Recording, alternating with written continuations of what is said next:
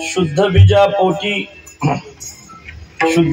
पोटी फळे रसाळ गोमटी मुखी अमृताची वाणी देहदेवाचे कारणी सर्वांग निर्मळ किंवा सर्वांगी निर्मळ चित्त जैसे गंगाजळ मुखी अमृताची वाणी देहदेवाचे कारणी तुका म्हणे जाती तापदर्शने विश्रांती मुखी अमृताची वाणी देहदेवाचे कारणी विठ्ठल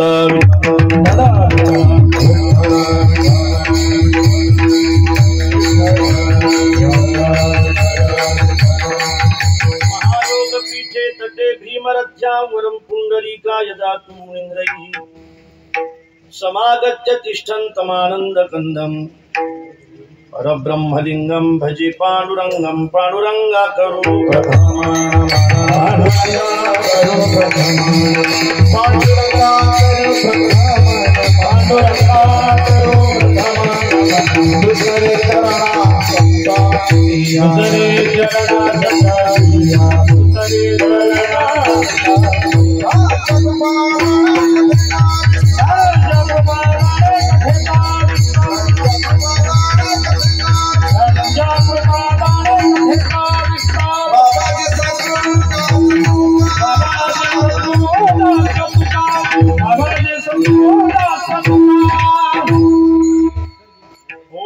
ज्ञानेश्वरा करुणाकरा दयाळा तुमचा अनुग्रह लाधलो पावन झालो चराचरी मी कळा कुसरी काहीच नेने बोलितो वचन अति भाविका एका जनार्दनी तुमचा दास त्याची आस पुरवावी तुमचा अनुग्रह लाधलो पावन झालो चराचरी नमो सद्गुरु तुकया ज्ञान दीपा नमो सद्गुरु सच्चिदानंद रूपा नमो सद्गुरु भक्त कल्याण मूर्ती नमो सद्गुरु भास्करा पूर्ण कीर्ती जयांचे केलिया स्मरण होय सकळ विद्यांचे अधिकरण ते जीवंदू श्री चरण श्री गुरूंचे ते नमस्कार होनी आता विठ्ठला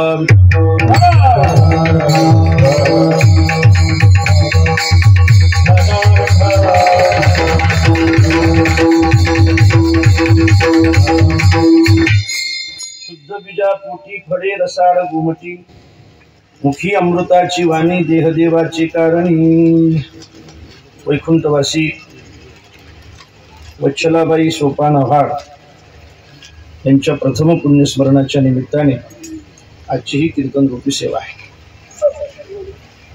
अर्थात सौभाग्यवती वच्छलाबाई यांचे पती सोपान मुरलीधर आव्हाड, वच्छलाबाईचे चिरंजीव ज्ञानेश्वर सोपान आव्हाड,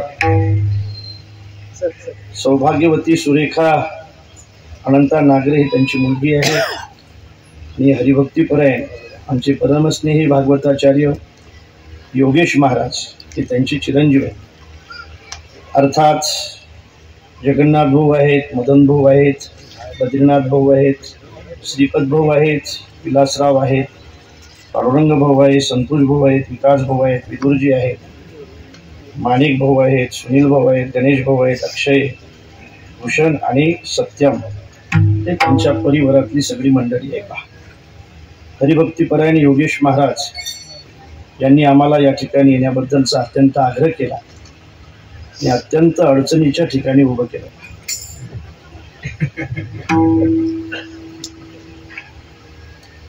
ही सगळी महाराज मंडळी अडचणीच्या ठिकाणी म्हणजे तुमची अडचण आहे मला खरं म्हणजे या परिसरामध्ये आल्यानंतर महाराज आम्हाला खूप आनंद वाटतो। ही सगळी गुणीजन मंडळी आम्हाला विदर्भामध्ये अजून दिसत नाही, अजून त्या भागामध्ये थोडं कमी आहे असो आणि म्हणूनच मला असं वाटतं आम्ही इकडे येतो। आपण सगळेजण या ठिकाणी अत्यंत प्रेमाने उपस्थित आहात। योगेश महाराजांच्या मातोश्रीला जाऊन 1 वर्ष पूर्ण झालं, त्यांचे प्रथम पुण्यस्मरण आहे। त्या निमित्ताने चिंतन सेवेसाठी निवडलेला जो अभंग आहे तो जगद्गुरु जगतवंदनीय महाराष्ट्रभूषण संत शिरोमणी संत सम्राट वैराग्यमूर्ती श्री संत तुकोबाराय यांचा 4 चरणाचा आपल्या सगळ्यांच्या परिचयाचा आणि खऱ्या अर्थाने कारण जर असेल, कार्य जर असेल तर त्याचा कारणाचा शोध आपण घेतलाच पाहिजे असा विचार प्रतिपादन करणारा आजचा अभंग आहे. एखादं कार्य जर तुम्हाला समोर दिसत असेल, त्याच्या कारणाचा जर आपण शोध घेत नसाल तर त्याला नास्तिक म्हणतात. कार्य आहे तर त्याचं कारण मानलंच पाहिजे. अयंग घटा जर तुम्ही म्हणत असाल तर त्या घटाचे काही कारण आहेत ते तुम्ही मानले पाहिजे. हा असेल काही उपादान कारण असेल, काही निमित्त कारण असेल, काही निमित्त उपादान असेल. उपादान असू द्या, निमित्त कारण असू द्या, निमित्त उपादान असू द्या. घट बनवण्यासाठी मातीही महत्वाची आहे, कुलालही महत्वाचं आहे, ते गाढवही महत्वाचं आहे, ते माती वाहणार, ह्या गोष्टी महत्वाच्या आहेतच. घट जर दिसत असेल तर तुम्हाला कुलाल मानावाच लागेल. अलंकार जर तुम्हाला दिसत असेल तर तुम्हाला सोनार मानावाच लागेल.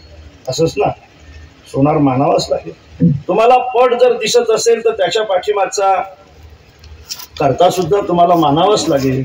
आणि हे जगत जर तुम्हाला दिसत असेल तर त्याचाही कर्ता तुम्हाला मानावा लागेल. अरे न मानून कसं जमेल? कसं जमेल न मानून? तुम्ही अलंकार मानता आणि सोनाराला मानत नाही. तुम्ही अलंकार मानता आणि सोनाराला मानत नाही. तुम्ही घट मानताय आणि मातीला मानत नाही. मानावंच लागेल ना. घटाला जर तुम्ही मानत असाल तर तुम्हाला मातीला जसं मानावंच लागेल, तर तुम्ही जगताला मानत असाल तर तुम्हाला ईश्वराला मानावंच लागेल. विठाला विठाला दया पासोनी सकळ महिमंडळ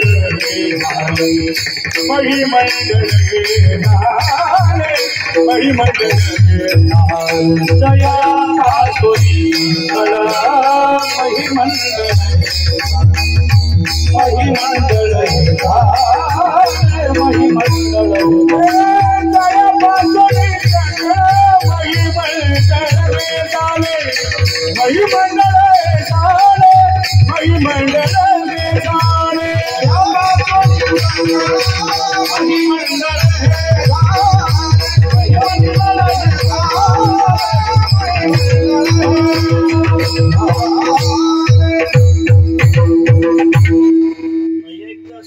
महाराज की तुम्हाला प्रागभाव सुद्धा मानावा लागतो. प्रागभाव सुद्धा मानावा लागतो. वस्तूच्या अगोदरचा जो वस्तूचा अभाव असताना तो सुद्धा मानावा लागतो. त्याला प्रागभाव म्हणतात. वस्तूच्या अगोदरचा जो अभाव असेल त्याला प्रागभाव म्हणतात. आणि वस्तूचा विध्वंस झाल्यानंतर जो अभाव असेल त्याला प्रध्वंसाभाव म्हणतात. अन्याचा अन्य ठिकाणी असेल त्याला अन्योन्य अभाव म्हणतात. आणि अजिबात नसेल त्याला अत्यंत अभाव म्हणतात. म्हणजे तुम्हाला प्राग सुद्धा मानावा लागतो. नाही मानलं तर नास्तिकतेचा खऱ्या अर्थाने आरोप आपल्यावर होतो. एखाद्या वस्तूच्या अगोदरचा प्राग सुद्धा मानावा लागतो. प्रध्वंस निश्चित आहे. ज्याचा प्राग आहे त्याचा प्रध्वंस निश्चित आहे. त्याला प्राग भावाचा जो प्रतियोगी आहे ना, अनुयोगी आहे ना, तो प्रध्वंसाभावाचा सुद्धा अनुयोगी आहे. लक्षात ठेवा. कारण जे घडतंय ना ते जाण्यासाठीच घडत असते. पण जाण्यासाठी जरी घडत असलं तरी कुणीतरी हे घडवलं हे आपल्याला मानावं लागतं. विठाल विठाल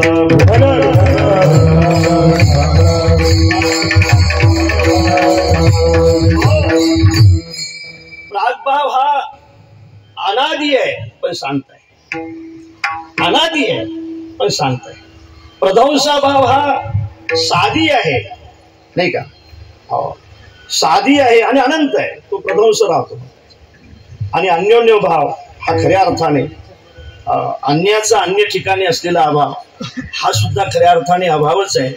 पण मला असं वाटतंय की या अभावाच्या पलीकडे जो भाव आहे तो अत्यंत महत्वाचा आहे. या अभावाला जो कारण आहे तो खऱ्या अर्थाने भाव आहे. आणि भाव त्याला म्हणतात की त्रैकाल ज्याचा बाध होत नाही तो खरा सत्य आहे आणि तो खरा भाव आहे. आणि म्हणून हा जो प्राग भावाच्या पहिले कोठेच नव्हते काही. पहिले कोठेच नव्हते काही. चंद्र सूर्य तारा नाही, अवघे शून्याचे होते पायी. पण कान्होबा प्राग भावाच्या अगोदरचा सुद्धा भाव मानावा लागतो. म्हणजे कोणीतरी होतं म्हणून खऱ्या अर्थाने या वस्तूचा हा प्रागभाव होता। असो, आपण सगळेजण जाणकार आहात, मला एवढंच आपल्या पुढे ठेवायचं आहे, एखादं कार्य जर तुम्ही मानत असाल तर त्या कार्याचा करता आपल्याला मानावा लागतो। शिक्षक होते, शाळेमध्ये शिकवत होते, जरा नास्तिकच होते। नास्तिक असल्यामुळे पोरांना म्हणत होते की देवाचा आणि आपला काही संबंध नाही, देवाला आपण मानायची काही गरज नाही। त्यांचं आडनाव मानव होतं, बोलताना मात्र ते दानवासारखे बोलत होते।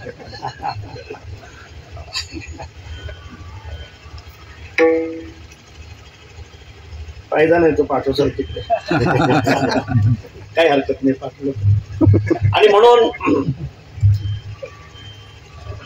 कसला देव, काय संबंध देवाचा आणि आपला, काय संबंध कर्त्याचा आणि आपला? आपल्या डोळ्याने पाहतोय आपण, आपल्या कानाने ऐकतोय आपण, आपल्या पायाने चालतोय आपण, काय संबंध आहे त्याचा आणि आपला? सज्जनानो, त्या शाळेमध्ये एक वारकऱ्याचं पोरग होतं, त्याला जरा रागच येत होता। नेहमी पूजा करून येत होतं, आई वडील त्यांना नेहमी सांगत होते, त्याच्यावर संस्कार होते, आणि संस्कार असलेला पोराला त्याचा राग येत होता।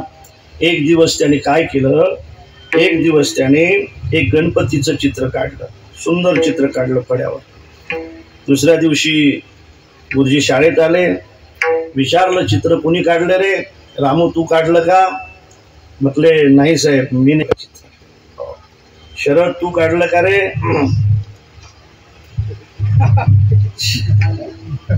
शरद म्हटलं मी नाही काढलं साहेब। शगन तू काढलं का रे?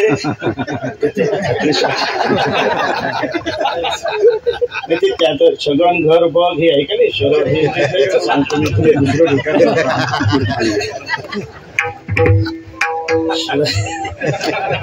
शरद म्हटला साहेब मी इतकं चांगलं चित्र काढूच शकत नाही, गणपतीचं चित्र आहे। शगन म्हटलं मी सुद्धा काढलं नाही। अमुक कोणी काढलं? मग चित्र तर दिसतंय, काढलं कोणीतरी काढलं असेल म्हणून तर निघलं ना, कोणी काढलंय चित्र? ज्याने काढलं होतं तो त्याला विचारलं, रामू तू काढलं का?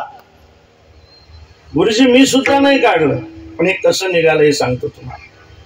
हे असं निघालं, एक खडू उठायचा, तो सोंड काढायचा, दुसरा खडू उठायचा, डोकं तयार करायचं, तिसरा खडू उठायचा, कान काढायचा, चौथ्या खडूने उदर तयार केलं, एका खडूने मोदक काढले, एका खडूने उंदीर काढला, आणि तसं चित्र तयार झालं। गुरुजी हे तयार झालं, हे काढलं नाही।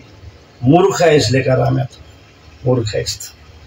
तसं चित्र कुठं निघत असते, याला कुणीतरी करता असला पाहिजे। मूर्ख आहेस तू, तसं चित्र निघत नसते। मोबाईल तसं चित्र निघत नसते, याला कुणीतरी करता असल्याशिवाय चित्र कसं काय निघेल? त्यावेळेला राम्याने म्हटलं गुरुजी मूर्ख मी नाही, मूर्ख तुम्ही आहात। अरे एवढं मोठं आपलं विश्व आहे, त्या विश्वातला आपला हा आशिया खंड आहे, त्या आशिया खंडातला आपला हा भारत देश आहे।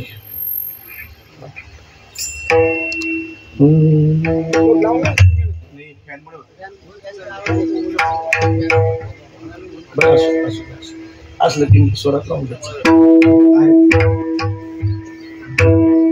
चांगला थांब मारणार आहे तो।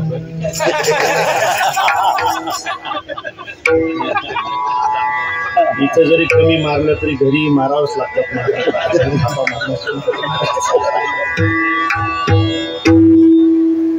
कोणी काढलंय चित्र? नाही काढलं गुरुजी, कोणीच नाही काढलं, हे चित्र निघालं। मूर्ख आहेस लेका, हे चित्र निघत नसतं, याला कुणीतरी काढणार आहे।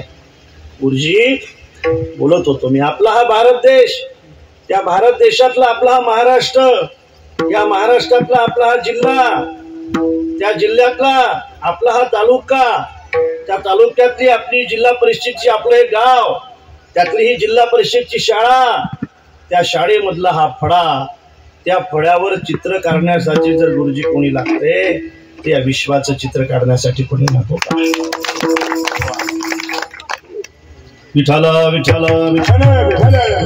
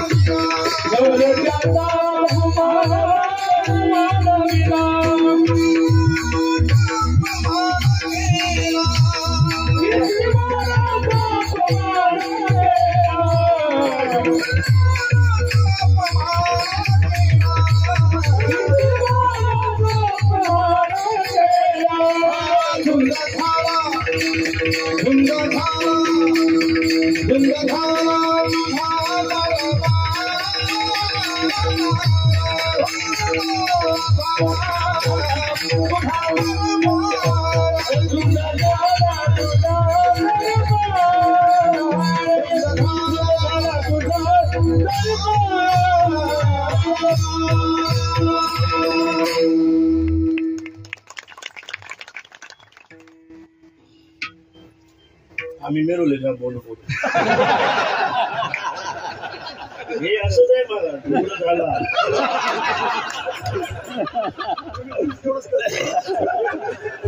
आपण इथं आणखी जागरण हे गेले तरी आपण किती नाचा आपलं काही नाही काय सगळं बघा असू द्या चला.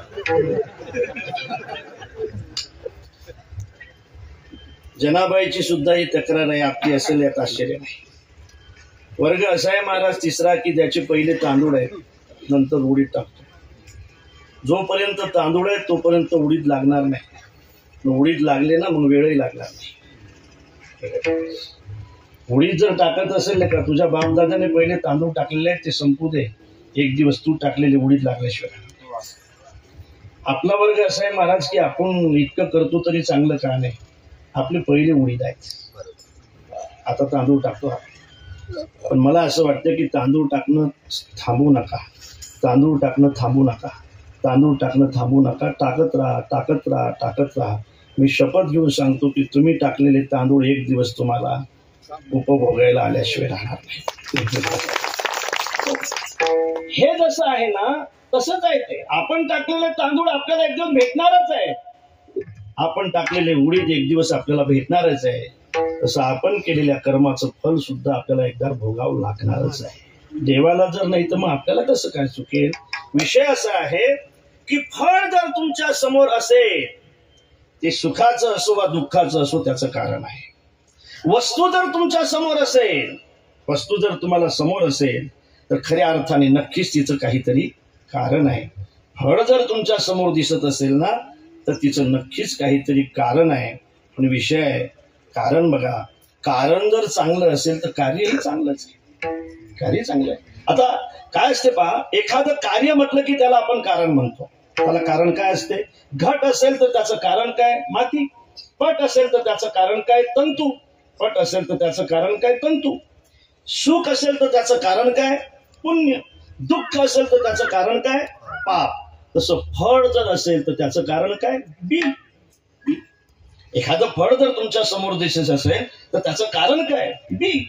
बी हे त्याचं कारण आहे. बी हे त्याचं कारण आहे. विषय असे बी पेरल्यानंतर त्या बियाचा नाश निश्चित असतो, पण बी पेरल्यानंतर त्याचं फळही निश्चित असतं. मला असं वाटतं भगीरथ महाराज, एखादं कणीस भोगण्यासाठी एखाद्या बियाने जर आपला नाश केला तर काय हरकत आहे. एका बिना केला नाश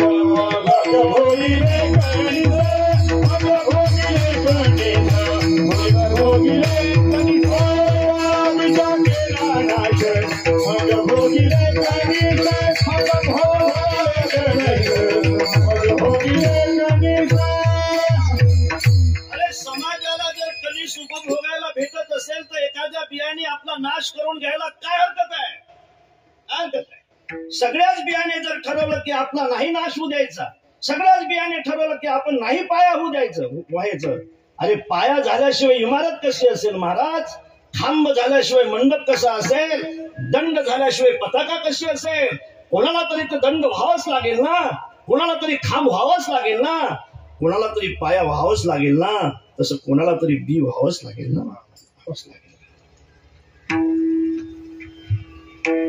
दंडाशिवाय पताका कशी फडकेल महाराज. मी नेहमी म्हणे की पताका हे सत्य आहे, दंड हे समर्पण आहे. पताका सत्य, दंड हे समर्पण आहे. बऱ्याचदा माणसाला असं वाटतं की हा किती ताठ आहे रे आता, हे सर अजिबात लवत नाही, किती ताठ आहे. पण समजून चला, हा जर ताठ राहिला नाही ना, हा छायाच आपल्याला भेटणार नाही. काय दंड ताठ आहे रे सला, एकदम उभा झाला, काही लवत नाही कोणापुढे. समर्पण जर कडक नसेल तर महाराज सत्य हे कधीच टिकणार नाही. समर्पण नेहमी कठोर असलं पाहिजे, कठोर असलं पाहिजे. समर्पण नेहमी कठोर असलं पाहिजे. स्वानंद सुखनिवासी जोग महाराजांनी ज्यावेळेला 1917 साली वारकरी शिक्षण संस्थेची स्थापना केली, त्यावेळेला विरोध झालाच ना. कोणाला शिकवताय तुम्ही, कोणाला शिकवताय तुम्ही, यांना शिकवताय, कोणाला शिष्य केलाय तुम्ही. अरे त्याला पाहून तर तुम्ही करायला पाहिजे होतं ना. एक इकडला केला, एक तिकडला केला, एक तिकडला केला, आणि असे शिष्य बनवले तुम्ही. तुम्ही करायची काय इच्छा आहे तुमची. महाराज त्यावेळेला जोग महाराजांचं समर्पण हे कठोर राहिलं, आणि म्हणूनच आपल्याला हे आजचं सत्य दिसायला लागलं. समर्पण नेहमी कठोर असलं पाहिजे. आणखी भाव आहे की एखाद्या ध्वजाची जर तुम्हाला पूजा करायची असेल ना, तर सत्यापर्यंत पोहोचता येत नाही, वर नाही जात आहे सत्यापर्यंत. तुम्हाला समर्पणाचीच पूजा करावी लागते, पूजा समर्पणाचीच करावी. सत्य एकदम वर चढून सत्याची पूजा नम्र आहे, बरोबर आहे, नम्र आहे, पण तिथं जाऊन तुम्हाला पूजा करता येत नाही. तुम्ही समर्पणाची पूजा करा, सत्यापर्यंत पोहोच झाल्याशिवाय. समर्पणाची पूजा करा, ते सत्यापर्यंत गेल्याशिवाय राहत नाही. तुका म्हणे देवा त्यांची केल्या पावे सेवा, त्यांची केल्या पावे सेवा, त्यांची केल्या पावे सेवा. त्यांची केल्या पावे सेवा, सेवा त्यांची केल्या पावे सेवा, त्यांची केल्या पावे.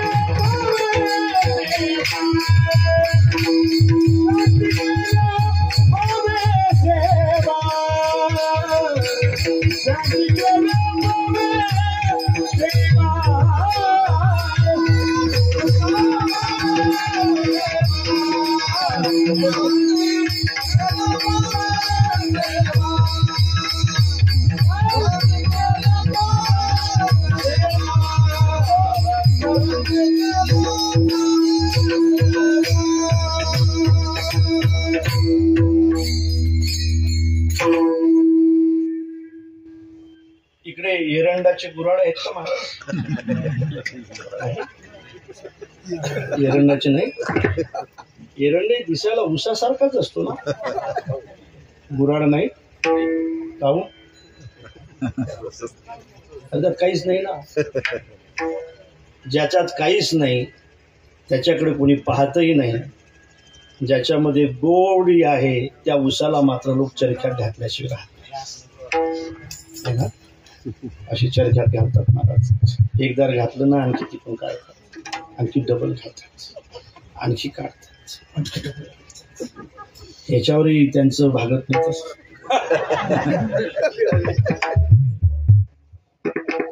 लोकांचं भागत नाही की पिरगावल्याशिवाय. उसाने ठरवलं, मला तुम्ही किती पिळलं ना गळे हो, तरी मी माझी गोळी कधी जाऊ देणार नाही. दुसराही भाव असा आहे महाराज, पिळल्याशिवाय गोळीच निघत नाही. म्हणून असो खळाईसे फार आम्हा दयाचे उपकार, करती पातकाची धुनी मोल न घेता साबणी. असो खळाईसे फार. निंदा करणाऱ्या माणसात तर महाराज तेल टाकलं पाहिजे. आणखी आणखी आणखी. अरे कपडे धुणार कोणीतरी पाहिजे ना. येती निंदकापाशी असेही पापे. म्हणून पिळल्याशिवाय रस निघत नाही. ऊस म्हणतो मला तुम्ही किती पिळलं तरी मी माझी गोळी घालवणार नाही. चंदन म्हणतो मला तुम्ही किती तोडलं तरी मी त्या कुऱ्हाडीचं तोंड सुद्धा सुगंधित केल्याशिवाय राहणार नाही. आणि संत म्हणतात तुम्ही लेखो आम्हाला किती त्रास दिला तरी आम्ही तुमचा उद्धार केल्याशिवाय राहणार नाही. असंच ना, असंच असंच बिलकुल असंच महाराज, असंच. आमचा नाच झाला तरी चालेल, आमच्या प्रपंचाची होळी झाली तरी चालेल, आम्ही धर्माची होळी कधी करू देणार नाही. म्हणून मला असं वाटतं की एखाद्या बियाचा जर नाच होत असेल आणि कणीस जर प्राप्त होत असेल तर त्या बियाणे तयार असायला पाहिजे, त्या बियाणे तयार असायला पाहिजे. आणि म्हणून सज्जनानो, बी आणि फळ, एखाद्या बियाचा जरी नाश होत असला तरी त्याचं फळ मात्र असते. पण जसं बी असते ना तसंच फळ असते, जसं बी असेल तसंच फळ असते. बी वेगळं आणि फळ वेगळं असं कधी झालंच नाही लक्षात. जे बी तेच फळ, जे बी आणि तेच फळ, बी फळ, नाही का, नाही का. हरीचं नाव हे बी आणि हरीचं नाव हेच फळ. बी सुद्धा हरीचं नावच आहे. आणि आमच्या जीवनात याही वरी पार्था, फळ सुद्धा आमच्या जीवनातलं तेच आहे. बीज आणि फळ हरीचे नाव. विषय असा आहे, शेती आहे, नांगरलेली आहे, पाऊसही आलेला आहे, काळी आहे, काळी आहे नाही का. ही काळी आई, ही काळी आई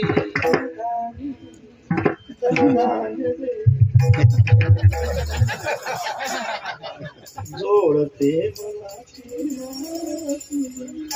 आमची माती, आमची माणसं, आमचीच माणसं.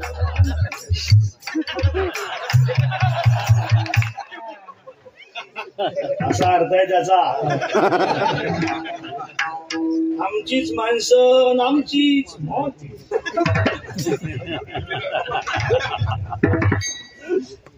काळी आहे, चांगली आहे, कसदार आहे, कसलेली आहे, पाऊसही आहे, वापसाही आहे, हे सगळं आहे लेको. बी नसेल तर, बी नसेल तर, आणि चांगलं नसेल तर, चांगलं नसेल तर बी चांगलं असलं पाहिजे.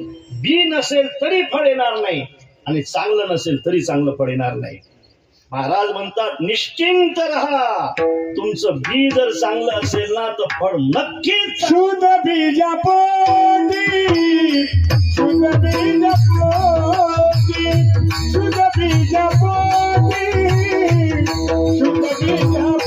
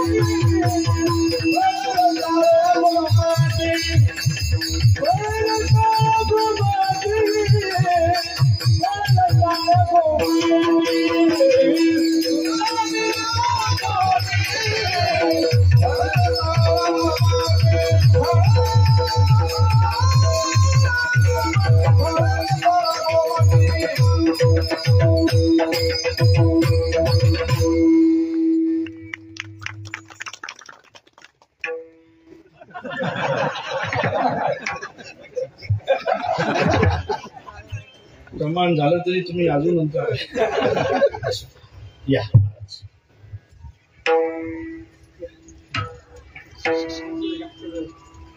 बी जर शुद्ध असेल त्याचं फळही या. योगेश महाराज, किती महाराज लोक आले, किती महाराज लोक.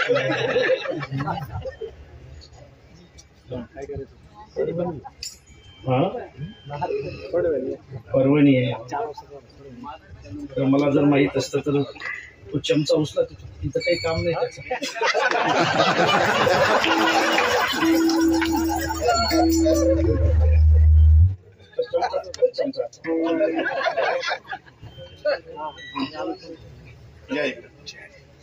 ही महाराज मंडळी किती मृदंग आहे आमच्या भागातल्या एक मृदुंगासारखे सगळे. योगेश महाराजवर आपलं सगळ्यांचं प्रेम आहे. म्हणजे आईचं जाणं हे खऱ्या अर्थाने फार दुःखद असतं. महाराज मी माझ्या आईला समोर बसून कधी कथा ऐकू दिली. एक दिवस पंढरपूरला आमच्याकडची मंडळी आली आणि ती त्याच्यात आली होती. मी समोर बसून कथा ऐकत होती. मी दुसऱ्या दिवशी म्हटलं की मा तू काही समोर बसू नको गड्या कथा ऐकायला. जरा कडक होती आमची आई. का बसू देत नाही रे, या काही या. कठीच बसीन मी, आमच्याकडची भाषा कठीच बसीन.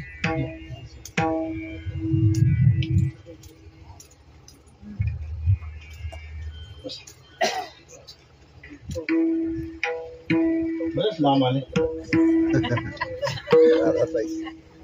अठीच बसीन म्हणे मी. अरे मा नको बसू. काय होते तू समोर बसली ना की मला कथा करता येत नाही. आईला म्हटलं अडचण सांगितली की मा जसा प्रसंग असेल तसा भाव असला पाहिजे. प्रसंग जसा असेल तसा भाव असला पाहिजे. मी कोणताही प्रसंग सांगितला की सारखे डोळे पुसत राहते मातू. म्हणून मला कथा कशी करता येईल घडलेला. तिला सांगता नाही आलं महाराज. पण तिचं मनोगत असं होतं की अरे मी अशिक्षित आहे, मी अडाणी आहे, मी खेड्यातली आहे का. मला काय समजतं रे प्रसंग कोणचा आहे आणि कोणचा भाव कसा आहे. मला यातलं काहीच समजत नाही. मला फक्त एवढंच समजते की हे सगळे प्रसंग सांगणारा माझा मुलगा आहे. ही आई आहे महाराज. विठ्ठला विठ्ठला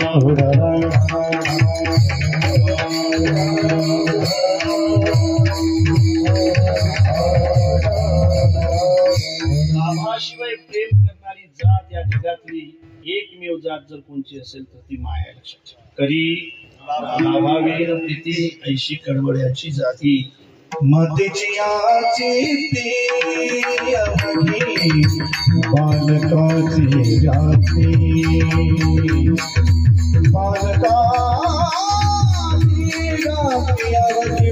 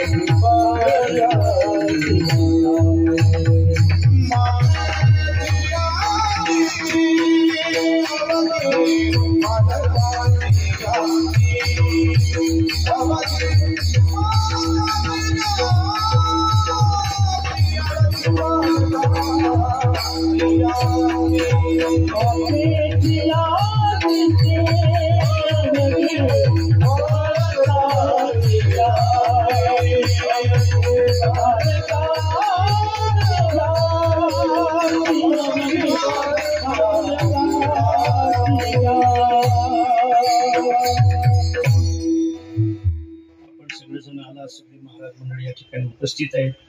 विषय आपला असा चालू होता.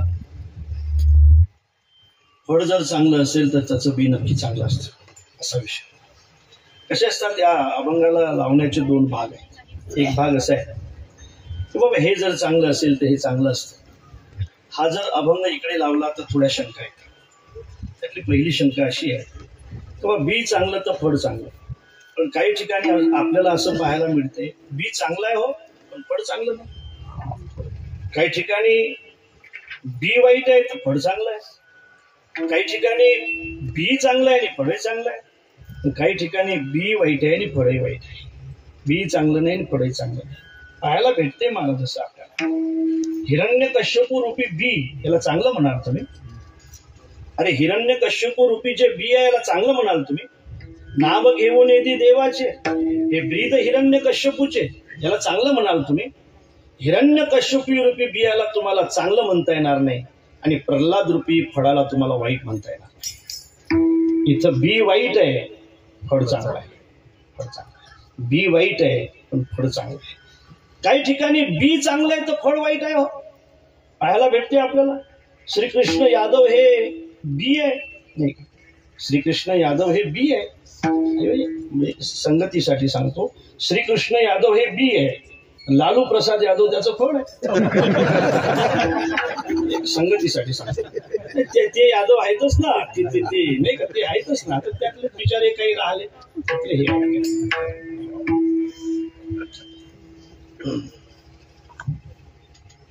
विठाल विठाल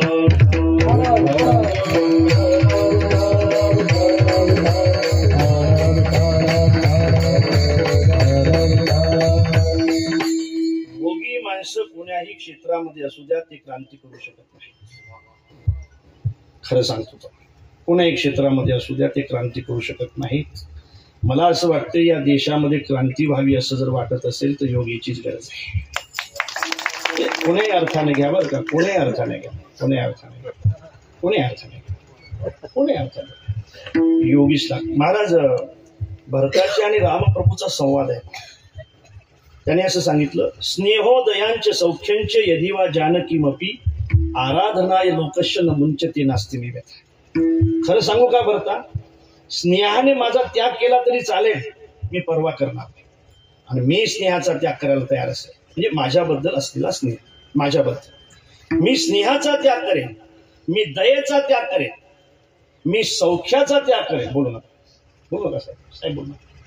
मी स्नेहाचा त्याग करेन, मी दयेचा त्याग करेन, मी सौख्याचा त्याग करेन. आणि यदि वा जानकीमपी, मी जानकीचाही त्याग करेन, पण लोकांना दिलेल्या शब्दाचा मात्र मी कधी त्याग करणार नाही. मी लोकांसाठी कितीही त्याग करायला तयार असेल, मी जानकीचाही त्याग करेल. महाराज त्याला त्याग म्हणतात, त्याला त्याग म्हणतात. कुरुक्षेत्र कोणचंही असू द्या, मला असं वाटते गरज योग्याचीच आहे. यादव आठवले म्हणून योगी आठवले वाटत. विषय असा आहे की बी चांगला आहे पण फळ अशुद्ध आहे, बी शुद्ध आहे पण फळ अशुद्ध आहे. काही ठिकाणी बी ही शुद्ध आहे महाराज आणि फळही शुद्ध आहे. बी शुद्ध आहे आणि फळही शुद्ध आहे. कबीरजी हे बी आहे आणि कमालजी हे त्याचं फळ आहे. बी शुद्ध आहे आणि फळही शुद्ध आहे. आधा भगत कबीर आणि पुरा भगत कमाल असं म्हटलं जाते. आणि काही ठिकाणी बी अशुद्ध आहे आणि फळही अशुद्ध आहे. धृतराष्ट्र हे बी आहे, दुर्योधन हे त्याचं फळ आहे. महाराज या वज्वेशीच्या तिष्णा या युद्ध दगरी नकेशा, सुईच्या अग्रभागावर मावेल एवढी जमीन सुद्धा मी पांडवांना युद्धाशिवाय देणार नाही असं म्हणणारा अर्जुन, आपल्या दुर्योधन हा फळ आहे. आणि खऱ्या अर्थाने लाक्षागृहामध्ये कसं जवळच्या माणसाला कसं जाळलं पाहिजे, त्यांना कसं मारलं पाहिजे हे सांगणारा धृतराष्ट्र आहे. महाराज कणिक नावाच्या एका कुटील शास्त्रज्ञाला त्याने विचारलं काय केलं पाहिजे, जवळच्या माणसाला मारायसाठी काय केलं पाहिजे. त्या कणिकाने सांगितलं होतं की लाक्षागृह बनवलं पाहिजे, त्यांच्यामध्ये यांना झोपायला लावलं पाहिजे, म्हणजे हे मरतील. धृतराष्ट्र आहे. आणि सुईच्या अग्रभागावर मावेल एवढी ही जमीन मी युद्धाशिवाय यांना देणार नाही हा दुर्योधन आहे. म्हणजे बी अशुद्ध आहे आणि फळही अशुद्ध आहे. बी अशुद्ध फळही अशुद्ध. काही ठिकाणी बी शुद्ध तर फळही शुद्ध, काही ठिकाणी बी शुद्ध तर फळ अशुद्ध, काही ठिकाणी बी अशुद्ध तर फळ शुद्ध. असं आहे का नाही? तर हो का नाही? मला असं वाटतं की या अभंगामधली संगती लावायची कशी. काही ठिकाणी बी शुद्ध आहे, फळही शुद्ध आहे. महाराज लक्षात ठेवा, फळही शुद्ध आहे. आणि म्हणून याची संगती लावत असताना मला असं वाटतंय की आपण अशी लावायला हरकत नाही. बी म्हणजे ज्याला फळ असते ते बी, ज्याला फळ असते ते बी. ज्ञान रूपी बियाला फळ आहे, बीच आहे त्याला फळ आहे म्हणजे बी आहे. ज्ञान रूपी बियाला फळ आहे, कर्म रूपी बियाला फळ आहे, यज्ञ रूपी बियाला फळ आहे आणि नाम रूपी बियाला सुद्धा फळ आहे. विठाल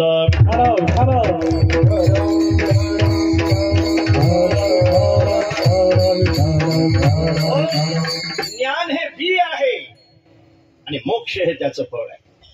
ज्ञाने विनय की उपाय करते, ज्ञानाशिवाय मोक्षच नाही. ज्ञान हे बी आहे आणि मोक्ष हे त्याचं फळ आहे. कर्म हे बी आहे आणि अंतकरणाची शुद्धी हे त्याचं फळ आहे. योग हे बी आहे आणि चित्तवृत्तीचा निरोध हे त्याचं फळ आहे. यज्ञ हे बी आहे आणि स्वर्ग प्राप्ती हे त्याचं फळ आहे. ज्ञानालाही फळ आहे ज्याचं नाव मोक्ष आहे. कर्मालाही फळ आहे ज्याचं नाव अंतकरण शुद्धी आहे. योगालाही फळ आहे त्याचं कारण चित्तवृत्तीचा निरोध आहे. यज्ञालाही फळ आहे त्याचं नाव स्वर्ग प्राप्ती आहे. बी आहे आणि फळही आहे. तुम्ही या ठिकाणी नेमकं बी कोणचं आहे? ज्ञानरूपी बी आहे, कर्मरूपी बी आहे, योग रूपी बी आहे का यज्ञ रूपी बी आहे? मला असं वाटतं की आपल्याला पुढच्या चरणावरून लक्षात येईल की बघा तुम्ही ज्ञान हे बी एकच आहे महाराज, त्याचं फळही एकच आहे. एकच फळ आहे ना. अरे ज्ञान हे बी एक आहे त्याचं फळ आहे मोक्ष, म्हणजे बी एक आहे आणि फळ एकच आहे. कर्म हे बी एक आहे, अंतकरणाची शुद्धी त्याचं फळ एकच आहे. यज्ञ हे बी एक आहे, स्वर्गाची प्राप्ती त्याचं फळही एकच आहे.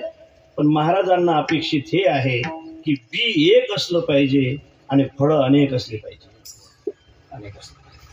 पण फळ रसाळ गोमटी नाही, फळे रसाळ गोमटी. शुद्ध बीजा पोटी फळे रसाळ गोमटी. एक बी आणि एक फळ नको, एक फळ नको. बी एक असलं पाहिजे आणि त्याचे फळ अनेक असले पाहिजेत. काय नो हे केले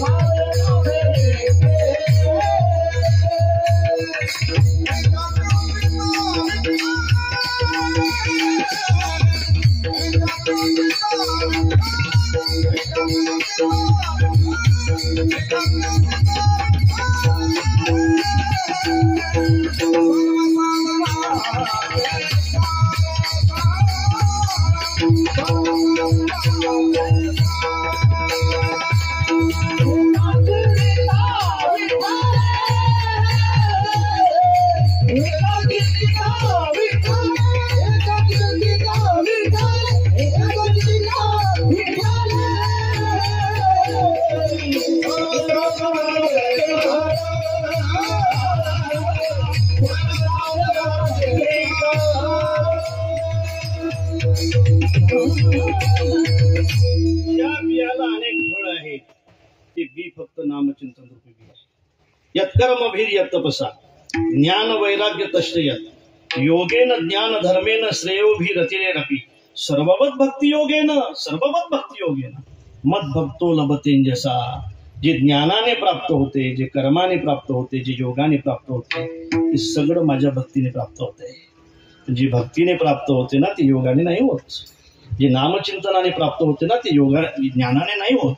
ज्ञानही मोक्षही नामचिंतनाने प्राप्त होतो आणि अनेक फल सुद्धा नामचिंतनाने प्राप्त होतात. म्हणून काय नो हे केले एका चिंतिता विठ्ठल सर्व साधनाचे सार. आणि म्हणून नामचिंतन रूपी बी असावं असं मला वाटते. नामचिंतन रूपी बी आहे. मला वाटते बी एक आहे, त्याची फळं सुद्धा एक नाही अनेक आहे. विठ्ठल विठ्ठल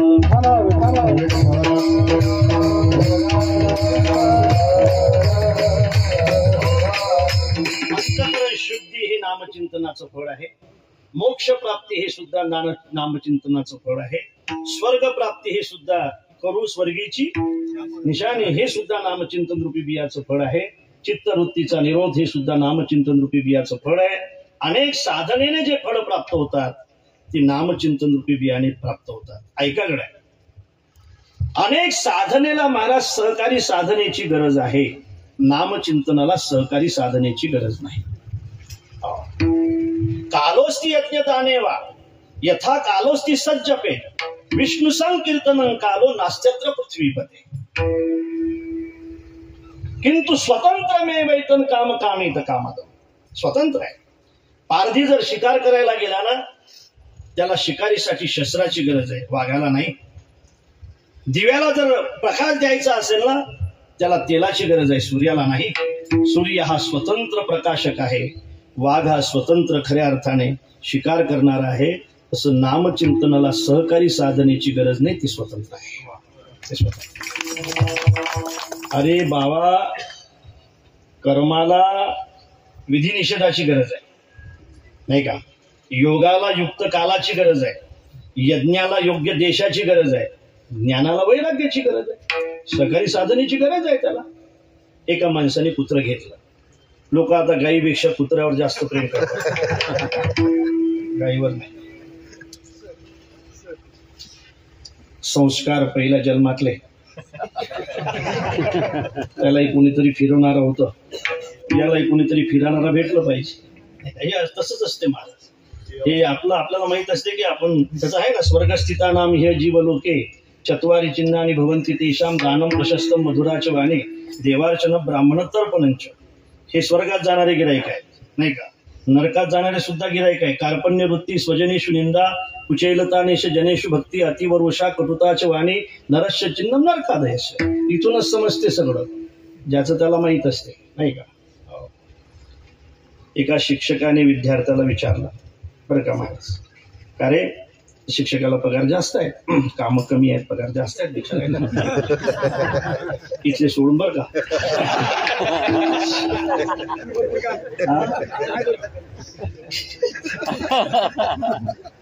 तुम्ही कशाला, त्यांचं काही जवळचं नातं आहे का?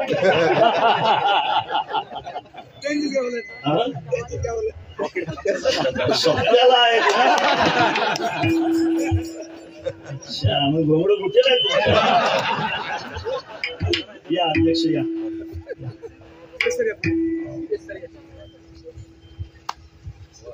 यांनी खूप फोन केले बरं का त्या सप्त्यासाठी. मला क्षमा करा, मला येता नाही आलं. तुमचा उत्सव अत्यंत सुंदर उत्सव झाला. आम्हाला त्यावेळेला अमरावतीला कथा होती. नेमकं त्या दिवशी कथा संपली, त्या दिवशी आपली सांगता होती. दुसऱ्या दिवशी आम्ही इकडेच होतो. पण असू द्या, पुढच्या वेळेस आता हो. काय सांगत होतो? हो, शिक्षकाने विचारलं, त्याचं त्याला माहित असते. अरे म्हणे, तुझ्या बापाला मी 5,000 रुपये दिले. 5,000 रुपये शेकड्याप्रमाणे, नाही 5 रुपये शेकड्याप्रमाणे. 5 रुपये शेकड्या समजतो नाही. 5 रुपये शेकड्याप्रमाणे 5,000 रुपये दिले. त्याला 6 महिने झाले. आता तुझ्या बापाकडून मला किती पैसे मिळतील, किती पैसे मिळतील? तो पोरगा म्हटलं, काहीच मिळणार नाही साहेब. गुरुजीला राग आला, एक त्याच्या कानाखाली लावली, मूर्खा, काहीच मिळणार नाही म्हणतो, तुला हिशोब समजत नाही, हिशोब जाणत नाही तू. म्हटलं, गुरुजी मी हिशोब चांगला जाणतो, पण तुम्ही माझ्या बापाला जाणत नाही.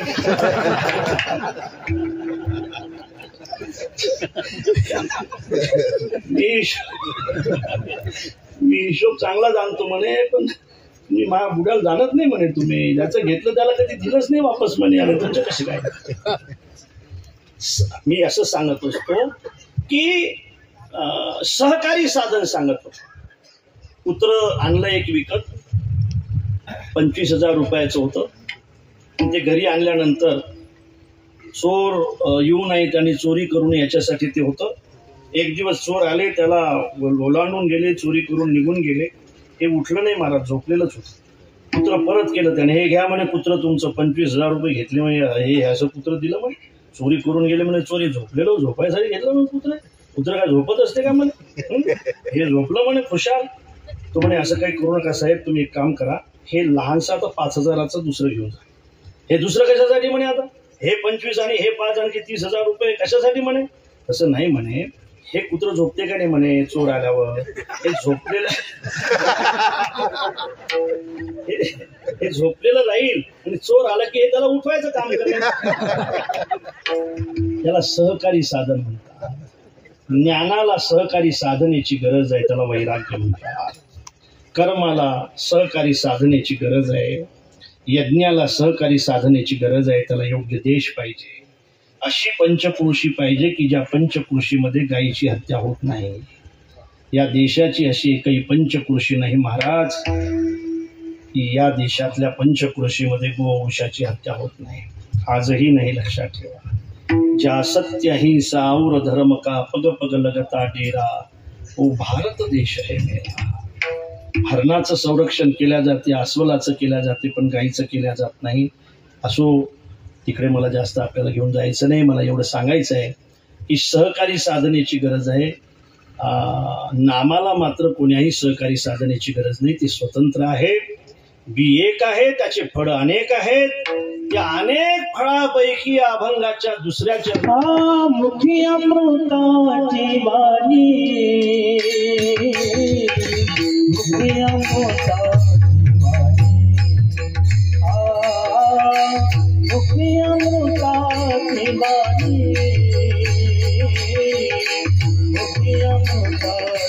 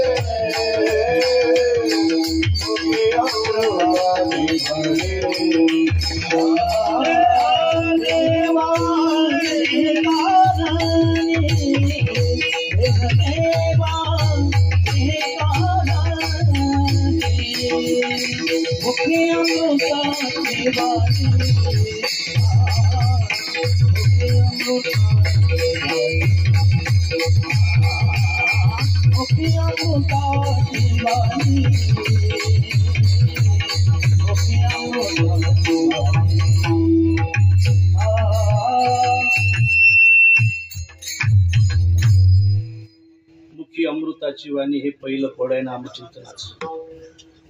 अमृत तत्वाला प्राप्त करून देणारी वाणी, तत्वमसी सांगणारी वाणी, अहम ब्रह्मास्मी सांगणारी वाणी, तत्वाला प्राप्त करून देणारी वाणी, मुखी अमृताची वाणी. आणि अमृतासारखं गोड नाम ज्यांच्या चिंतनामध्ये नेहमी असते, मला असं वाटतं यालाही म्हणतात मुखी अमृताची वाणी. त्यांनी बोलत राहावं आणि आपण ऐकत राहावं, त्यालाही म्हणतात मुखी अमृताची वाणी. महाराज अमृत महाराज नरखेडकर, मला असं वाटतं की ज्यांनी त्यांचे कीर्तन ऐकले असतील, तुम्ही ऐकले असतील, तुम्ही ऐकले, तुम्ही तर बरोबर. नागपूरकर महाराजांचे आहे, काय सुंदर संस्थेमध्ये ना, काय सुंदर चाली महाराज. आता बिचाऱ्या चाली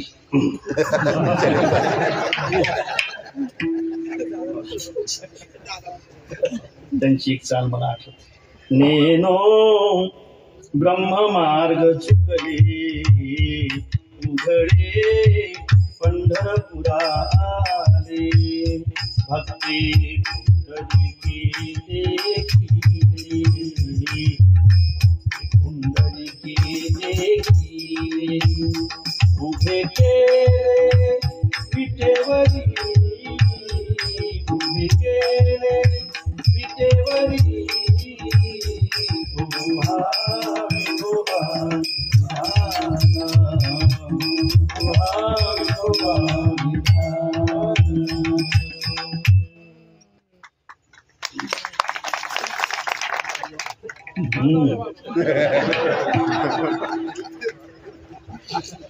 नवीन नवीन नाही वाजवल्या, जुन्या जुन्यांच्या.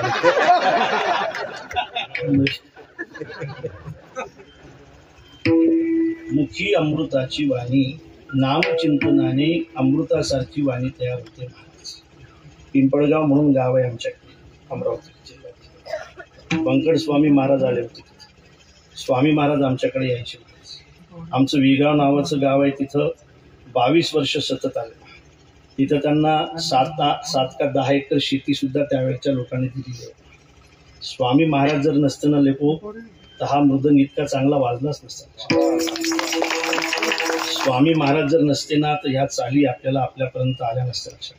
चाली म्हणणं वेगळे असतात, चाली तयार करणं वेगळे असतात. ज्यांनी चाली तयार केल्या आणि म्हणून स्वामी महाराज पिंपळगाव नावाच्या गावाला गेले. त्या ठिकाणी सकाळी तांब्या घेऊन बाहेर निघाले. त्यांना शेवटचा गण चालू होता सकाळी 4 वाजता. रात्रभर जो चालतो त्याला काय म्हणतात तुम्हाला माहीत आहे. त्या पोराचा त्याने आवाज ऐकला आणि तांब्या घेऊनच फळावर गेले. तांब्या घेऊन फळावर गेले आणि तो म्हणत होता, त्या पोराला विचारलं, काय रे तुझं नाव काय? तो म्हटलं माझं नाव रामचंद्र आहे. काय लेखा? रामचंद्र नाव सांगतून तमाशा करतो, काय करू नये बाबा, पोटासाठी करावं लागतंय. स्वामी म्हटले चालशील का? हा बाबा इच्छा असेल तर ये. रामचंद्र स्वामींसोबत आले, पंढरपूरला आळंदीला राहिले. ते रामचंद्र राहिले नाही, ते रामचंद्र महाराज नागपूरकर झाले. गोड चाली महाराज, काय सुंदर नाही का. मुखी अमृत रात्र रामचिंतन करायचे, रात्र मुखी अमृताची वाणी हे पहिलं फळ. आणि आपला देह देवाचे कारणी, आपला देह देवाच्या कारणी असावा. आणि लावतायत हे दुसरं नामचिंतनाचंच फळ आहे महाराज. आहे आपल्या देहाने काहीतरी चांगलं व्हावं हे नामचिंतनाचंच फळ आहे, लक्षात ठेवा. अंतकरणाच्या शुद्धीशिवाय माणसाला चांगलं करायची इच्छाच होत नाही. आणि म्हणून आपला देह देवाच्या कारणी लागला पाहिजे असं कोणाला वाटते? देह समान बीजे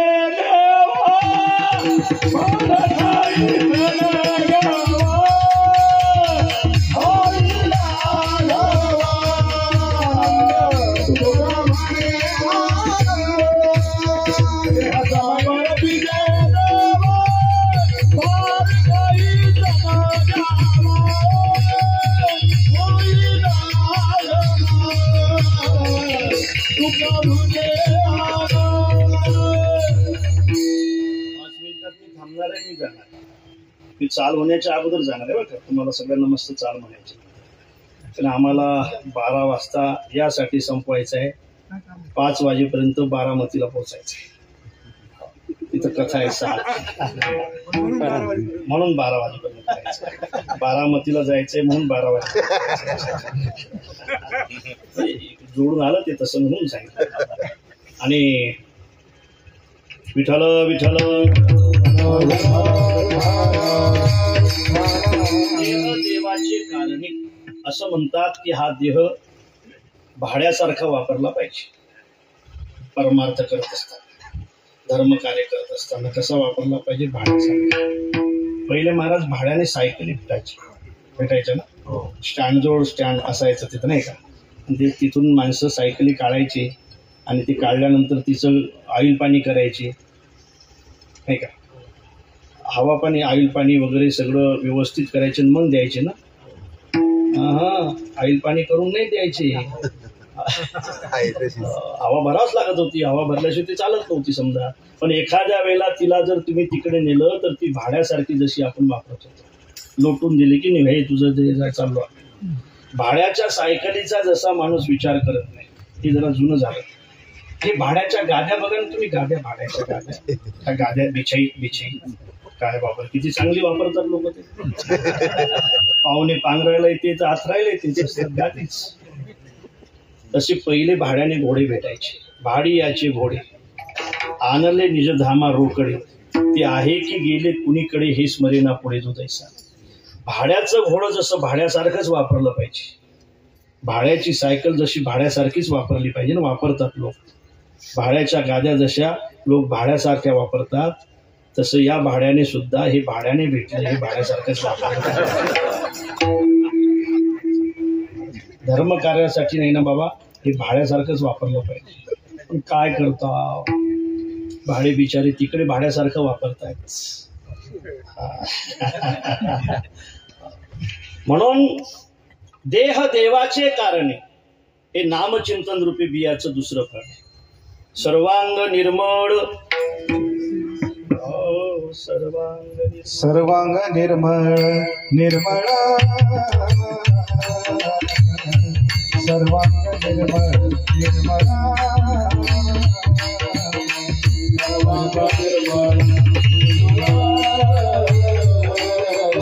सर्वांग निर्मळ निर्मळ,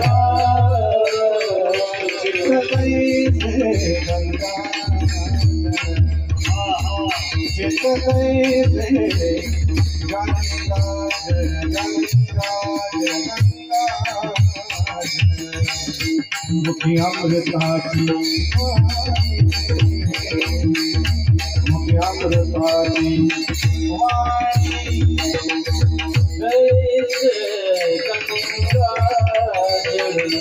चित्त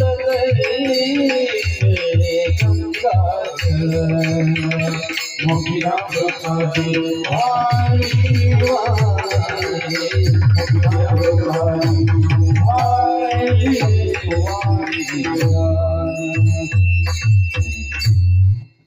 देह देवाचे कारणे हे नामचिंतन रूपी बियाचं फळ आहे. देह एकतर देवाच्या कारणे तरी असला पाहिजे, देह एकतर देशाच्या कारणे तरी असला पाहिजे. फक्त देह जर प्रपंचाच्या कारणे असेल ना महाराज तर ते फुकट आहे, लक्षात ठेवा. प्रपंचावर तुम्ही किती प्रेम करा तो प्रपंच आपल्यावर प्रेम करत नाही. म्हणून देह देवाचे कारणे आणि देह देशाचे कारणे. असे अनेक विषय आहेत. खरं म्हणजे सावरकर जेलामध्ये होते काय आणि त्यांची सौभाग्यवती त्यांना भेटायला आली. रडत होत्या. रडत असल्यामुळे सावरकरांनी म्हटलं, आता इकडे हा भाग त्यांचाच आहे ना. सावरकरांनी म्हटलंय की का रडते तू, काय पाप केलंय मी रडायसाठी? अरे मी काय अत्याचार करून जेलामध्ये आहे, बॅरिस्टर झालो म्हणून काय झालं, हा देश स्वतंत्र करायचा नाही तुम्हाला? किती दिवस पारतंत्र्यात ठेवायचं या मातीला? का रडते तू, काय झालं तुला रडायला? त्यावेळेला सौभाग्यवतीने सांगितलं की महाराज तुम्ही जेलात आहात म्हणून मी रडते असं नाही. तुम्हाला एक वाईट निरोप घेऊन आली महाराज. मी तुमचा प्रभाकर नावाचा मुलगा मेलाय महाराज, तुमचा प्रभाकर नावाचा मुलगा मेलाय. सावरकर असं म्हटले होते म्हणे, विक्षेप करू नका. सावरकर असं म्हटले होते की खरं सांगू का तुला? गैवरले आणि म्हटले की मला त्याचा चेहरा आठवत नाही ग पोराचा, मला त्याचा चेहरा आठवत नाही. 4-5 महिन्याचा होता त्यावेळेला तू मर्यादेने माझ्या जोड दिला होता आई नसल्यामुळे. त्यावेळेला मी त्याला पाहिलं होतं. तेव्हापासून प्रभाकरला मी पाहिलं नाही. तो 6 वर्षाचा होऊन गेला. याला म्हणतात देह देशाची कारणे महाराज. त्यावेळेला सावरकरांनी म्हटलं होतं असू दे, आता आपल्याला आपला प्रपंच करायचा नाही, आता आपल्याला देशाचा प्रपंच करायचा आहे.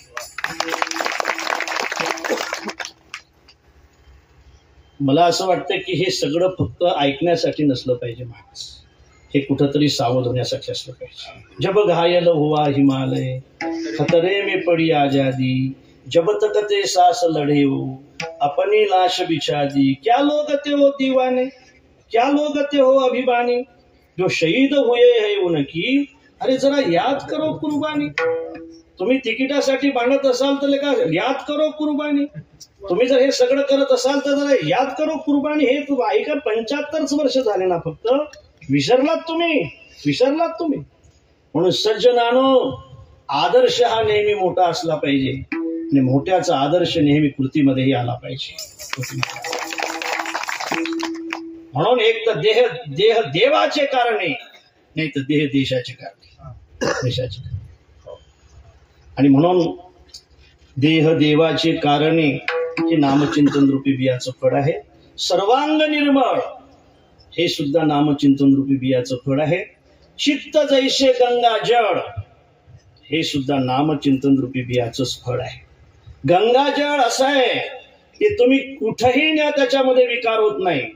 तसं मला असं वाटतं की ज्याचं चित्त पवित्र असेल ना ते कुठेही जाऊ द्या त्याच्यात विकार निर्माण होत नाही. चित्त जैसे गंगाजळ, कुठेही जाऊ द्या महाराज त्याच्यामध्ये विकार निर्माण होत नाही, जे नेहमी चांगलं राहते.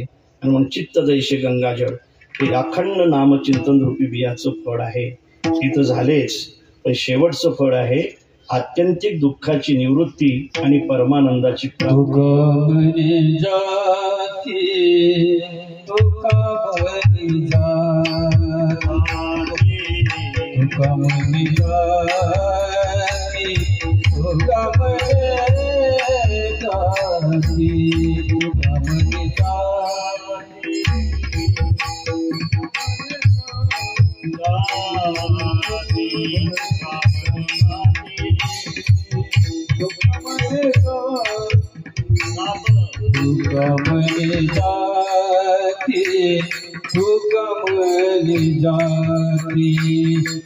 पाप दर्शन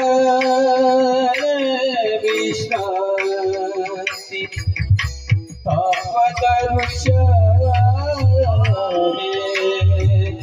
विश्रांती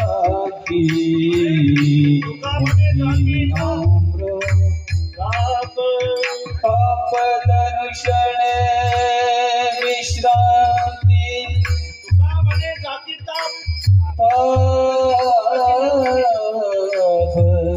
तुका म्हणे जाती ताप म्हणजे आत्यंतिक दुःखाची निवृत्ती दर्शन विश्रांती परमानंदाची प्राप्ती आत्यंतिक दुःखाची निवृत्ती परमानंदाची प्राप्ती याला मोक्ष म्हणताय आणि हे सुद्धा नामचिंतन रूपी दर्शन विश्रांती पाप दर्शन पाप दर्शन पाप दर्शन विश्रांती हरे दोष निधे राजन नास्ति एको महान कीर्तनादेव कृष्णश्च मुक्त संग परम निर्विजा पृथ्वी निरौषध रसा नीच धर्म कर्म हिता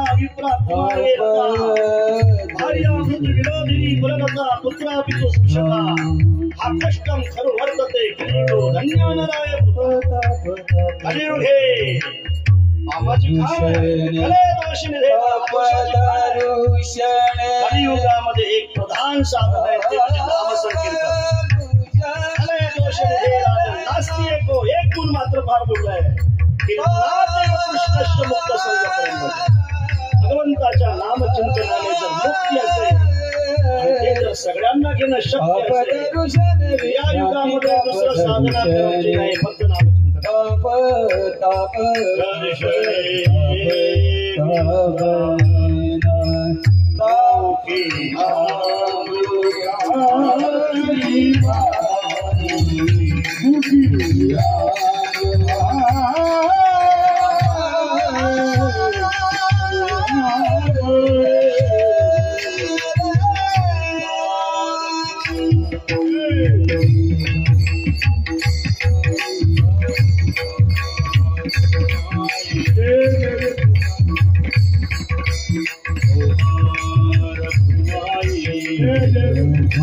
Hare